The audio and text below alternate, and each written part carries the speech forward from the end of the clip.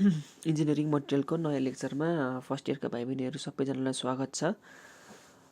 योभन्दा अगाडिको क्लासहरूमा हामीले स्टोनको बारेमा पढ्यौँ होइन। स्टोन बिल्डिङ मटेरियलको रूपमा कसरी युज हुन सक्छ होइन, यसका प्रोपर्टिजहरू अनि कसरी आउँछ होइन, यसको बारेमा अलिक डिटेलमा पढ्यौँ होइन। अब आजको क्लासदेखि चाहिँ हामी ब्रिक्स च्याप्टर सुरु गर्न गइरहेका छौँ होइन। यसमा भनेको चाहिँ हामी अब ब्रिक्सको टाइप्सहरू, क्लासिफिकेसनहरू, एउटा आइडियल ब्रिक्सको क्वालिटिजहरू के हुन्छ होइन, कसरी बनाइन्छ, कन्स्टिट्युटहरू के हुन्छ, त्यो कुराहरू हेर्छौँ है त। अब आज क्लासमा ढिलाइ नगरिकन आजको फर्स्ट टपिक्स ब्रिक्सकै बारेमा जाउँ है। अब ब्रिक भनेको हाम्रो एउटा के हो, ओल्डेस्ट बिल्डिङ मटेरियल हो है, ओल्डेस्ट बिल्डिङ मटेरियल हो। अब यो किन आइडियल बिल्डिङ मटेरियल भयो भन्दाखेरि, पहिलादेखि किन युज भयो भन्दाखेरि एउटा यो रिलेटिभली चिप छ, भेरी ड्युरेबल, मेन्टेनेन्स पनि कम चाहिन्छ है, त्यसले गर्दाखेरि चाहिँ भयो। अब ब्रिक्स भनेको बिल्डिङको एक्सटेरियर इन्टेरियर वालदेखि लिएर पार्टिसन, फुटिङ होइन, जस्तो ठाउँमा पनि ब्रिक्सहरू युज गर्न सकिन्छ होइन। यसको चाहिँ एकदम भर्सटाइल युज हुन्छ होइन। अब ब्रिक्सको युज भनेको चाहिँ पहिल्यैदेखि नै डेटेड छ होइन। अब यो 10,000 इयर्स ओल्ड ब्रिक्सहरू पनि भेटेको छ अरे मिडल इस्टतिर होइन। यस्तो कुराहरू सबै हिस्ट्रीको कुराहरू भयो, यो कुराहरू तिमीहरूले पनि हेर्न सक्छौ एकचोटि होइन। अब ब्रिक भनेको चाहिँ के हो भन त। ब्रिक भनेको एउटा रेक्टेङ्गुलर सेप एन्ड साइज भएको एउटा बिल्डिङ मटेरियल हो, जो चाहिँ हामीले सजिलैले ह्यान्डल गर्न सक्छौँ है। अब यो भनेको त मिक्सचर अफ के हो, स्यान्ड र लाइम हो है। स्यान्ड र लाइमको चाहिँ एउटा आइडियल मिक्सचरलाई चाहिँ, स्यान्ड र लाइमको एउटा आइडियल मिक्सचरलाई चाहिँ के भनिन्छ, हामीले ब्रिक भनिन्छ है। अनि अब हाम्रो स्ट्यान्डर्ड साइज अफ ब्रिक्स भनेको चाहिँ इन्डियामा भनेको 19 सेन्टिमिटर बाई 9x9 को हुन्छ, यो टिपी राख इन्डियामा चाहिँ। तर नेपालमा भनेको चाहिँ तिम्रो 210 mm 21 centimetre by 110 mm 11 centi by 57 भन्छ, 5.7 सेन्टिमिटरको हुन्छ है प्रायः जसो। भन्नु चाहिँ 240 mm into 110 mm into 57 mm को चाहिँ ब्रिक्सहरू चाहिँ नेपालमा प्रायः युज हुन्छ है। स्ट्यान्डर्ड साइज भनेको त्यही हो। अब ब्रिक्समा भनेको माथि एउटा सानो खाल्डो जस्तो पनि हुन्छ, त्यसलाई चाहिँ फ्रग भनेर भनिन्छ है। फ्रग भनेर भनिन्छ, सानो डिप 1 देखि 2 सेन्टिमिटर जति डिप हुन्छ, त्यसलाई चाहिँ हामी फ्रग भन्छौँ है। त्यस पछाडि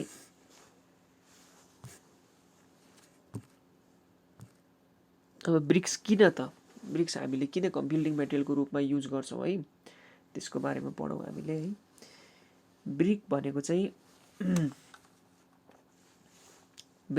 चाहिँ अब आगोले पनि बल्दैन होइन, बक्कल पनि हुँदैन। बक्कल भनेको के हुनु, यस्तो बाङ्गिनु है, बक्कल पनि हुँदैन। मेल्ट भनेको पग्लिँदा पनि पग्लिँदैन। रस्ट भनेको खिया पनि आउँदैन। ब्रिक भनेको खिया पनि आउँदैन। ब्रिक कुहिने सम्भावना हुँदैन, कोरोड हुँदैन होइन। डिप्रेस हुनु भनेको यो पनि डिप्रेस पनि बाङ्गिनु जस्तै हो, डिप्रेस पनि हुँदैन। अनि घामले गर्दाखेरि पनि केही हुँदैन, फेड हुँदैन, ड्यामेज हावाहुरीले पनि केही गर्न सक्दैन होइन। कन्सट्यान्ट मेन्टेनेन्स पनि चाहिँदैन। अनि प्लस अब यसले भनेको डिजाइन जस्तो आफूले जस्तो डिजाइन गर्छु भने नि भयो होइन। ब्रिक्स सजिलो हुन्छ, ह्यान्डलिङ गर्न एकदम सजिलो हुन्छ। अनि ब्रिक्स भनेको चाहिँ हेर्दाखेरि पनि राम्रो हुन्छ होइन। अनि कन्स्ट्रक्सन वर्क गर्नलाई पनि वर्केबिलिटी भन्छ त्यस्तोलाई, काम गर्न पनि एकदम सजिलो हुन्छ है। एकदम वर्केबल भन्छ है, काम गर्न पनि एकदम सजिलो हुन्छ है। त्यस पछाडि प्रोपर्टिज अफ ब्रिक्स है। अब ब्रिक्सको प्रोपर्टिजहरू के हुनुपर्छ त होइन। साइज एन्ड सेपदेखि लिएर होइन, अब युनिफर्म साइज हुनु पऱ्यो, युनिफर्म सेप एन्ड साइज हुनु पऱ्यो होइन। रेक्टेङ्गुलर सर्फेस हुनु पऱ्यो। सबै एजहरू चाहिँ के हुनु पऱ्यो, प्यारलल हुनु पऱ्यो है। सबै एजहरू प्यारलल हुनु पऱ्यो, स्ट्रेट हुनु पऱ्यो, सार्प हुनु पऱ्यो है।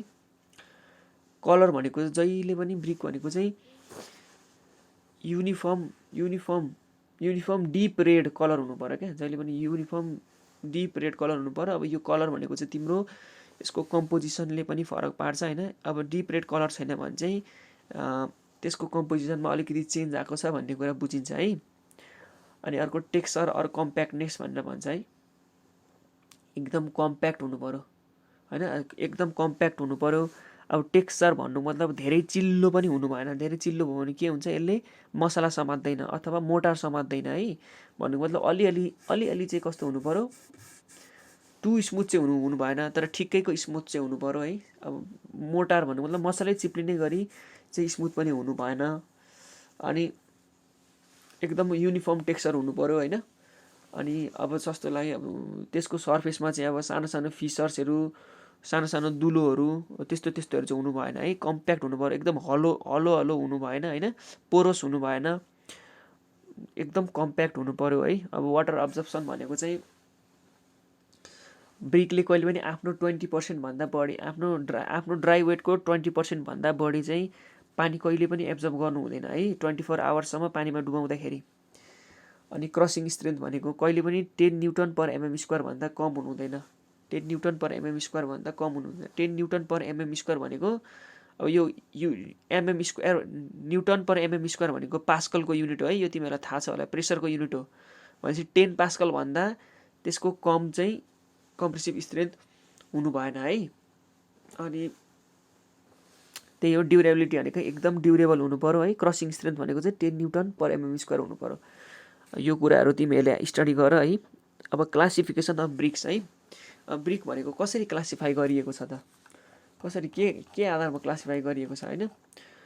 अब एउटा भनेको चाहिँ अनब्रन्ट अर अनब्रन्ट भनेको चाहिँ हामीले नजलाको घाममा सुकाएर बनाएको ब्रिक्स, त्यो भनेको चाहिँ अनब्रन्ट, सनड्राइड अर कच्चा ब्रिक्स भन्छ। अनि ब्रन्ट भनेको चाहिँ पक्का ब्रिक्स है। अब अनब्रन्ट ब्रिक्स भनेको चाहिँ घाममा सुकाएको, हामीले चाहिँ जलाएको होइन, भट्टीमा जलाएको ब्रिक्सहरूलाई चाहिँ ब्रन्ट ब्रिक्स भन्छ। यो चाहिँ भनेको घाममा सुकाएको ब्रिक्सहरू होइन। यो ब्रिक भनेको चाहिँ सबै के हो, टेम्पोररी कन्स्ट्रक्सनहरूको लागि मात्रै गर्न मिल्छ होइन, चिप स्ट्रक्चर्सहरूको लागि। यसलाई भनेको धेरै हेभी रेनफलमा एक्सपोज गर्न मिल्दैन, किनभने यो पाकेको हुँदैन। ब्रिक्सहरू चाहिँ के हुनसक्छ, यो यसले आफ्नो सेप एन्ड साइजहरू चाहिँ लिन सक्दैन है, धेरै पानीमा यो एक्सपोज भयो भने है, अनबर्न्ड ब्रिक चाहिँ। त्यस पछाडि ब्रन्ट ब्रिक्स। अब बर्न्ट ब्रिक भनेको चाहिँ हामीले नर्मली युज गर्ने ब्रिक्सहरू भनेको चाहिँ सबै ब्रन्ट ब्रिक्सहरू हो। अब यसको पनि टाइप्सहरू छ है। यो भनेको चाहिँ first class BRICS, second, third र फोर्थसम्म यसलाई गरिएको छ, डिभाइड गरिएको छ होइन। अब फर्स्ट भनेको चाहिँ के हुन्छ, एकदम राम्ररी युनिफर्मली बन्ड भएको हुन्छ, डिप रेड कलरको हुन्छ होइन। अनि त्यसलाई चाहिँ कुनै ह्यामरले हान्यो भने मेटालिक साउन्ड प्रड्युस गर्छ है, मेटालिक साउन्ड प्रड्युस गर्छ।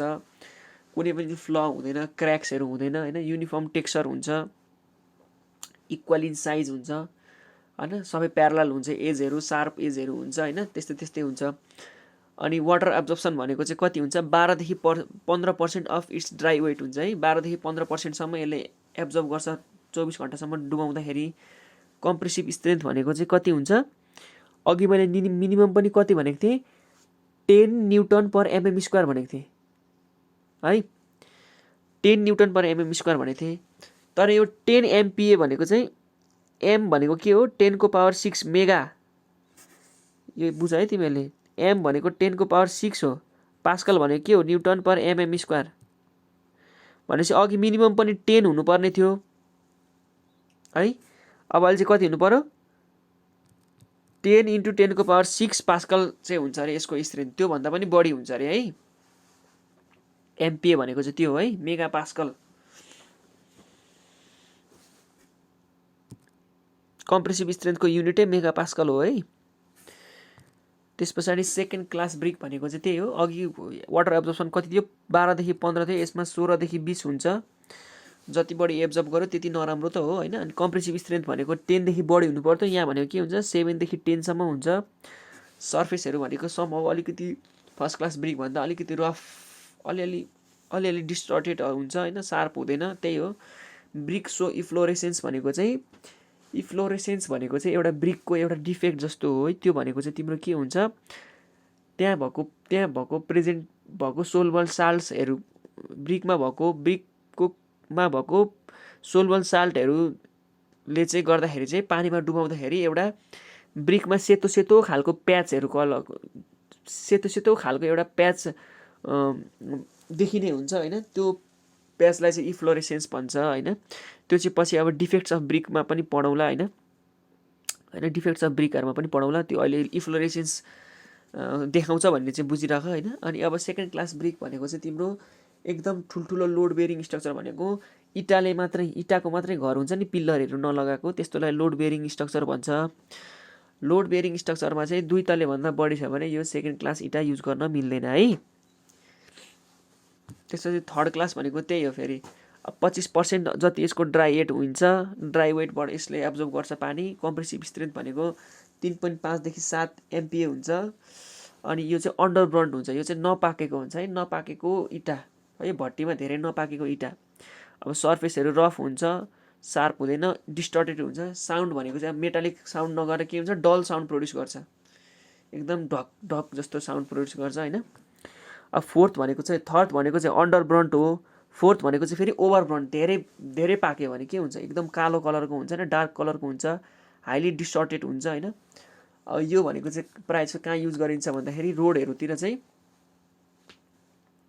कङ्क्रिटिङ गर्नलाई युज गरिन्छ है। रोडमा चिप्सहरू त्यस्तो युज गर्नु पर्यो भने चाहिँ यो युज गरिन्छ। हाइली ब्रिटल इन नेचर हुन्छ। ब्रिटल भनेको चाहिँ के हो तिम्रो भन्दाखेरि छुने बित्तिकै पटपटी फुट्नेलाई चाहिँ ब्रिटल भनेर भन्छ है।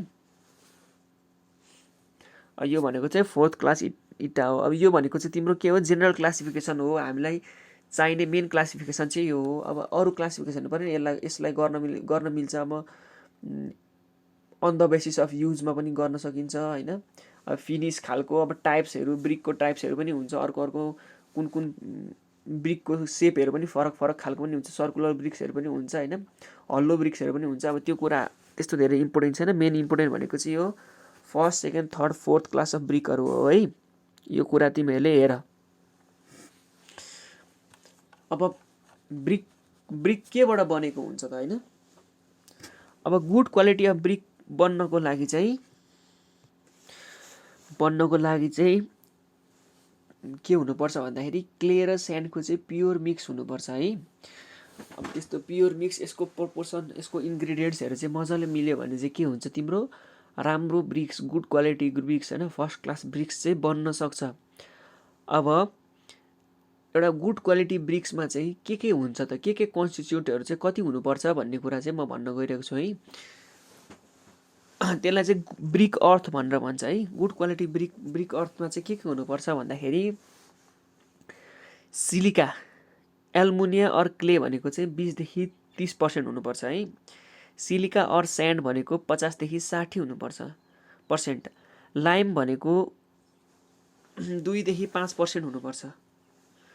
त्यसपछि म्याग्नेसिया भनेको 1% भन्दा कम हुनुपर्छ। आइरन अफ अक्साइड भनेको 4 देखि 6% हुनुपर्छ होइन। यही कुराहरू हो है। यो इन्ग्रिडियन्ट्सहरू चाहिँ हुनुपर्छ है। अब यसको फङ्सन्सहरू बताउँछु म। एलुमिनाले के गर्छ, सिलिकाले के गर्छ, यो कुराहरू म बताउँछु है त। अब एलुमिनाले चाहिँ के गर्छ भन्दाखेरि एलुमिनाले चाहिँ पानीलाई एब्जर्ब गर्ने काम गर्छ है। अनि यसलाई चाहिँ ब्रिकलाई चाहिँ के गर्छ, प्लास्टिक नेचरको बनाउँछ। प्लास्टिक नेचर भनेको कस्तो भन्दाखेरि तिम्रो एउटा सेप बनिसकेपछि फेरि पुरानो नेचरमा ल्याउन नसक्ने है। अब तिमीले के हो, एउटा रबरलाई तान्यौ, तन्कायौ अनि फेरि छोडिदियो भने पहिलाकै सेपमा आउँछ, त्यसलाई के भन्छ, इलास्टिक भन्छ। तर यदि तिमीले लट्ठी भाँच्यौ, अब फेरि त्यसलाई जोड्न सक्दैनौ नि, हो त्यो भनेको चाहिँ प्लास्टिक नेचरको है। भने जस्तै इट्टा पनि तिमीले के गर्यौ, एकचोटि सेप बनाइसके पछाडि त्यही सेपमा सधैँभरि होस् भन्नको लागि चाहिँ के गर्छ, एलुमिनाले काम गर्छ है। तर फेरि के हुन्छ, एल्मुनिया धेरै एमाउन्टमा भयो भने के हुन्छ, यसले चाहिँ ब्रिक्समा क्र्याकहरू ल्याउन सक्छ है। भनेपछि त्यो कुरा पनि ख्याल गर्नुपर्छ। अब सिलिकाले के गर्छ भन्दाखेरि यसले चाहिँ ब्रिकको सेप ल्याउनलाई चाहिँ हेल्प गर्छ है। यसले चाहिँ ब्रिकको सेप ल्याउनलाई हेल्प गर्छ। यसले ड्युरेबल बनाउँछ होइन। श्रिङ्केज र वार्पिङ प्रिभेन्ट गर्छ। भनेको श्रिङ्केज भनेको चाहिँ कस्तो भन्दाखेरि श्रिङ्क हुन, सानो हुनबाट पनि प्रिभेन्ट गर्छ। वार्पिङ भनेको इँटालाई फुल्न पनि प्रिभेन्ट गर्छ है। भनेपछि यसले चाहिँ के गर्छ, सानो पनि हुन दिँदैन, ठुलो पनि हुन दिँदैन। भनेपछि यसले के हुन्छ, यसले सेप मेन्टेन गर्छ है सिलिकाले। अनि एक्सेस, अब यो धेरै भयो भने के हुन्छ भन त, यसले चाहिँ ब्रिकलाई ब्रिटल बनाउँछ। ब्रिटल भनेको अघि मैले भने जस्तै अलिकति चलाउने बित्तिकै फुट्ने है, नबाङ्गिकन प्याट्टै भाँचिने अब्जेक्टलाई चाहिँ के भनिन्छ, ब्रिटल भनिन्छ है। कुनै पनि तिमीले अब फलामलाई तिमीले भाँच्न खोज्यौ भने के हुन्छ, बाङ्गिएर भाँचिन्छ। त्यो भनेको के हो, त्यसलाई के भन्छ, डक्टाइल भन्छ, डक्टाइल नेचर भनिन्छ है। तर के हुन्छ, तिम्रो कुनै पनि स्टिकहरू चाहिँ के हुन्छ, यसरी भाँच्न खोज्दाखेरि नबाङ्गिकन प्ल्याट्टै भाँचिन्छ नि, हो त्यस्तोलाई चाहिँ के भन्छ, ब्रिटल नेचरको भन्छ है। अब यस्तो कुराहरू तिमीहरूले पछि अरू सिभिलको कोर सब्जेक्टहरू पढ्ने बेला पनि थाहा पाउँछौ होइन। तिमीहरूलाई मैले सकेसम्म बुझाउने प्रयास गरेको छु, त्यो तिमीहरूले बुझ्ने प्रयास गर है। अब ब्रिटल भनेको चाहिँ के हो, एकैचोटि भाँचिनेलाई चाहिँ ब्रिटल भन्छ है। सिलिका र एल्युमिनियमले चाहिँ त्यही काम गर्छ। एल्युमिनियमले के गर्छ, प्लास्टिसिटी नेचर ल्याउँछ, एब्जर्ब्स वाटर गर्छ। सिलिकाले के गर्छ, यसले आफ्नो सेप गर्नलाई, आफ्नो सेप राख्नलाई चाहिँ सेप रिटेन गरेर राख्छ है। अनि अब लाइमले के गर्छ त, लाइमले के गर्छ भन्दाखेरि सिलिकालाई चाहिँ के गर्छ, मेल्ट गराउँछ। सिलिकासँग मिलेर यसले के गर्छ, सबै इँटालाई चाहिँ एउटा बाइन्ड गरेर राख्छ कि, सबैजनालाई एउटा बाइन्ड गरेर राख्छ है, बाइन्ड गरेर राख्छ। अनि यसले भनेको चाहिँ यसले पनि श्रिङ्केज हुनबाट प्रिभेन्ट गर्छ होइन। ब्रिकहरूलाई चाहिँ सुकिसकेपछि सानो हुनबाट प्रिभेन्ट गर्छ। अब लाइम पनि यदि धेरै भयो भने के हुन्छ भन्दाखेरि ब्रिकले आफ्नो सेप लुज गर्न सक्छ है, सेप लुज गर्न सक्छ। यो कुराहरू तिमीहरूले हेर। अब आइरनले के गर्छ, आइरनले भनेको चाहिँ रेडिस कलर दिन्छ है, कलर दिने काम भनेको आइरनले गर्छ। अनि प्लस यसले ब्रिकलाई ड्युरेबल पनि बनाउँछ, एकदम धेरै बेरसम्म धेरै टिक्ने बनाउँछ है, ड्युरेबल बनाउँछ है। म्याग्नेजियाले के गर्छ, यसले वार्पिङ प्रिभेन्ट गर्छ। वार्पिङ भनेको चाहिँ तिम्रो ब्रिकहरूलाई चाहिँ फुल्न अथवा बाङ्गिनहरूबाट प्रिभेन्ट गर्छ है म्याग्नेजियाले। तर यदि अलिकति म्याग्नेजिया बढी भयो भने के हुन्छ, तिम्रो त्यो reddish brown colour, reddish colour जुन थियो, रातो कलर जुन थियो, त्यो चाहिँ येल्लोतिर ट्रान्सफर हुन्छ है। त्यही भएर म्याग्नेजिया पनि 1% भन्दा धेरै युज गर्नु हुँदैन है। यिनीहरू भनेको चाहिँ तिम्रो के हो, कन्स्टिट्युटहरू भयो, केले ब्रिक बनेको हुन्छ भनेर है। अब हार्मफुल इन्ग्रेडियन्ट्स इन ब्रिकमा चाहिँ के चाहिँ हुनु भएन भनेर भनेको थिएँ है। अघि यहाँ लाइम पनि छ, तर तिम्रो यहाँ के छ, लाइम पनि छ है, यहाँ पनि छ लाइम। अब तिम्रो के हो, यो चाहिँ एक्सेस लाइम लाउनु हुन्न भन्न खोजेको। लाइम एक्सेस भयो भने के हुन्छ, मैले भनेको थिएँ नि अघि, तिम्रो चाहिँ ब्रिकले चाहिँ आफ्नो सेप लुज गर्छ भनेर भनेको थिएँ नि, हो त्यही गर्छ है। ब्रिक एक्सेस अफ लाइम लगायो भने चाहिँ ब्रिकले चाहिँ आफ्नो सेप लुज गर्छ होइन। अनि यसले चाहिँ मोइस्चरहरू धेरै एब्जर्ब गरेर होइन ब्रिकहरूलाई टुक्राउने काम पनि गर्छ होइन, डिसइन्टिग्रेसन गराउन सक्छ ब्रिक्सहरूको चाहिँ। त्यो कुराहरू चाहिँ तिम्रो के हुन्छ, लाइमले गराउँछ है।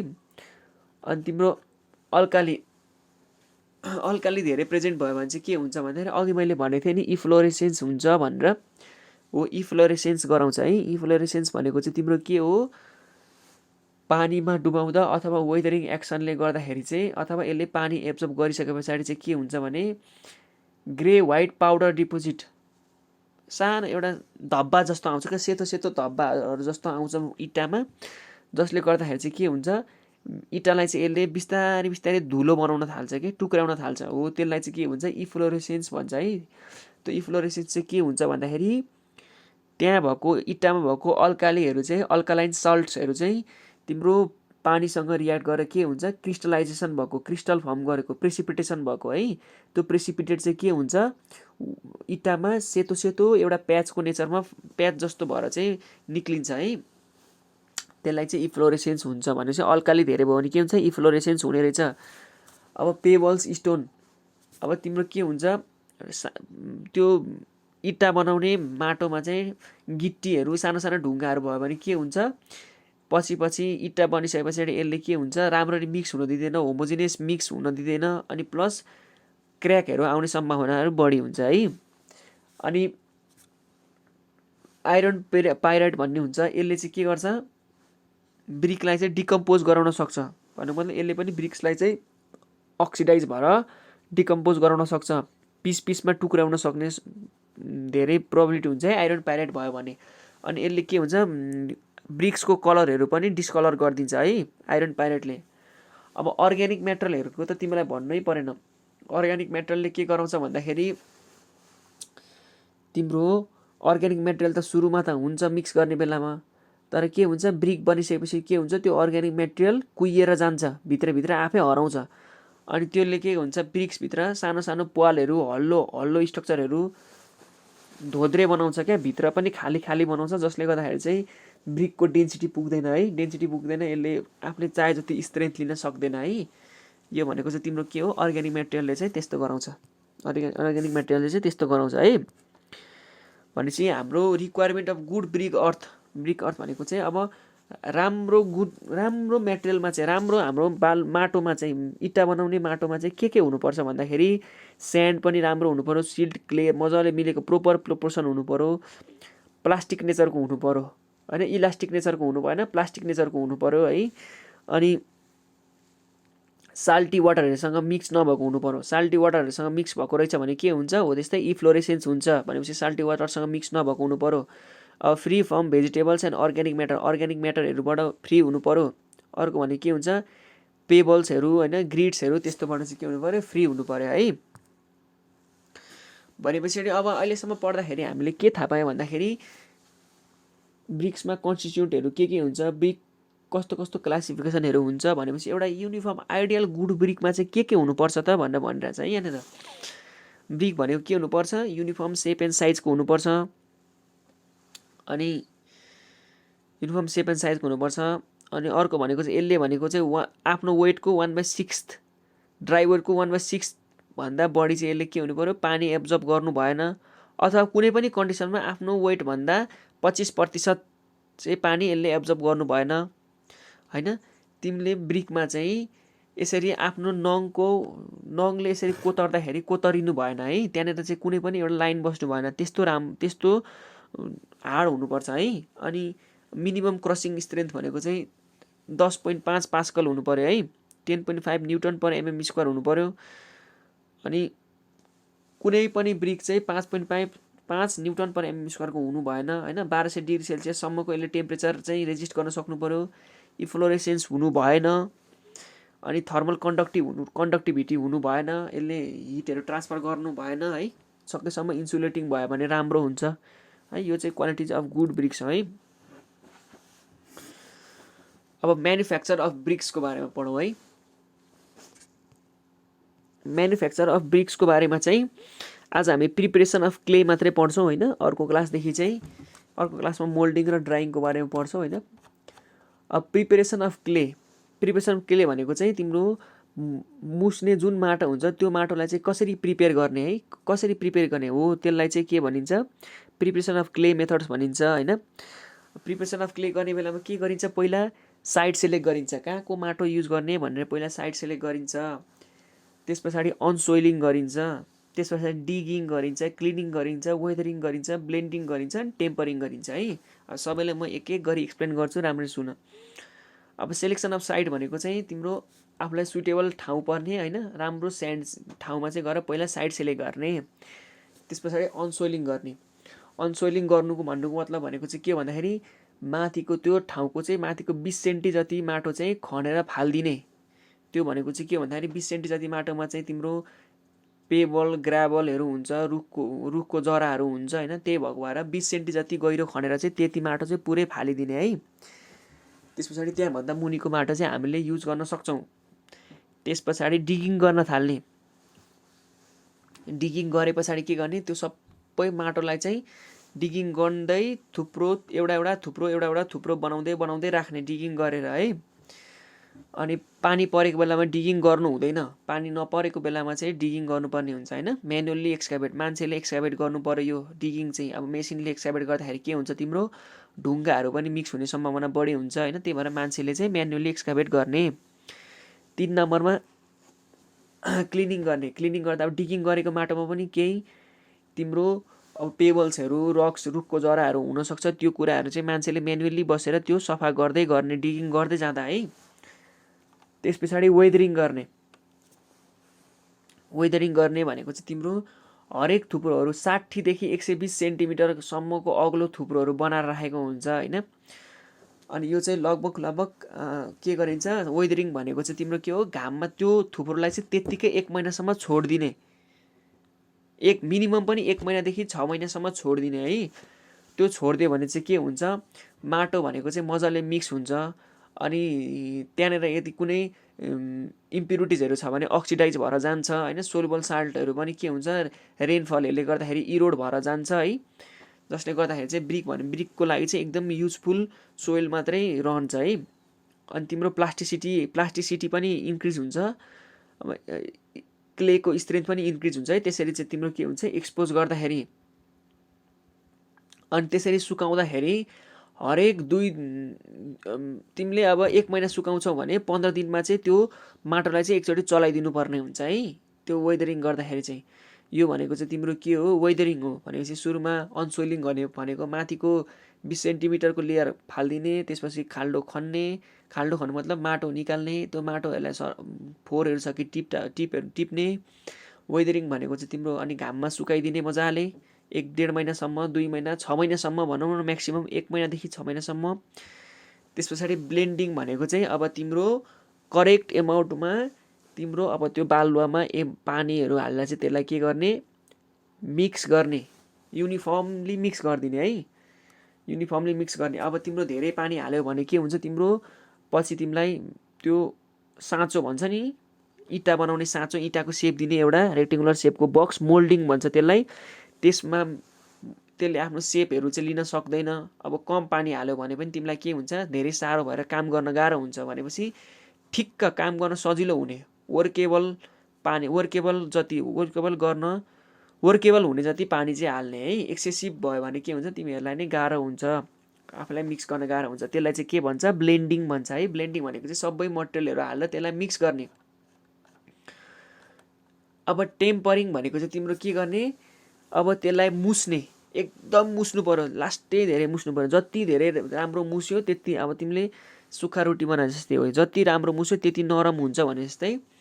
टेम्परिङ भनेको चाहिँ तिम्रो सकेसम्म राम्ररी मिक्स गर्ने, राम्ररी निड गर्ने है। त्यसलाई निड भनेको KNEAD, निड भनेको चाहिँ मुस्ने है। त्यसलाई चाहिँ के भनिन्छ, टेम्परिङ भनिन्छ। अब यो भनेको चाहिँ मान्छेले म्यानुअली पनि गर्न मिल्छ होइन, अनि मेसिनले पनि गर्छ। मेसिनले गर्दाखेरि भनेको चाहिँ यो चाहिँ के हुन्छ, पग मिल भन्ने एउटा मिल हुन्छ, त्यो मिलमा चाहिँ के गरिन्छ, यसलाई चाहिँ मिक्स गरिन्छ है, टेम्परिङ गर्ने काम गरिन्छ। अब यो पग मिल भनेको चाहिँ यस्तो हुन्छ, यसमा भनेको चाहिँ तिम्रो के हुन्छ, यस्तो ब्लेडहरू हुन्छ होइन। यो ब्लेडहरूले चाहिँ मजाले मिक्स गराएर चाहिँ के हुन्छ, के अरे, त्यसलाई निकालिदिन्छ है। अब यसको बारेमा मैले एक्सप्लेनेसन पनि नोटमा पनि लेखिदिएको छु होइन, त्यो कुरा तिमीहरूले हेर। अनि त्यस पछाडि आजको लेक्चरमा तिमीहरूले केही बुझेनौ भने मलाई भोलिको जुम क्लासमा सोध है त। आजको क्लास चाहिँ यति गरौँ, अर्को क्लासदेखि हामी यही ब्रिक्सकै म्यानुफ्याक्चरिङ प्रोसेसमा अब हामीले प्रिपरेसन अफ क्ले गऱ्यौँ, अब सेकेन्डदेखि मोल्डिङ होइन, ब्रन्ड गर्ने यो कुराहरू हेर्छौँ है त। आजको क्लास यही एन्ड गऱ्यौँ।